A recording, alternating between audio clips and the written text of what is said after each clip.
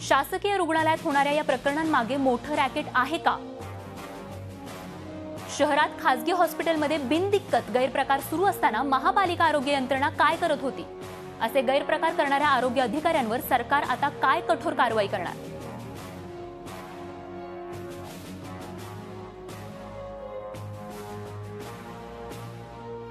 आणि याच संदर्भात थेट नाशिकहून आमचे प्रतिनिधी योगेश खरे सध्या आपल्याला माहिती देण्यासाठी आपल्या सोबत आहेत. त्यांच्याकडे आपण जाऊयात. योगेश, काय या संदर्भातील सध्याचे अपडेट्स आहेत? हे जे भ्रूण हत्या या ठिकाणी करण्यात येत होत्या, हे नेमके भ्रूण कशाचे होते? कोणत्या संदर्भात हे भ्रूण मारले जायचे? काय या संदर्भात अधिक माहिती मिळते?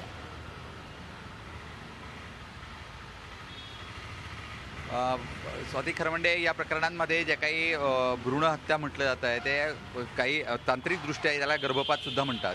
खरं म्हणजे एखाद्या महिलेला त्रास होतोय असं दाखवायचं, तिच्या पोलीस केस नोंदवून घ्यायची आणि किंवा तिला मारहाण झाली किंवा तिचा अपघात झाला असं दाखवायचं, ती पोलीस केस नोंदवून घ्यायची आणि मग त्याचे ऑपरेशन शासकीय रुग्णालयात करायचे. अशा पद्धतीनं हा गर्भपात म्हणून दाखवला जायचा. पण काही म्हणजे दुसऱ्या अँगलने जर आपण याचा विचार केला तर याला भ्रूण हत्या पण म्हटलं जातं.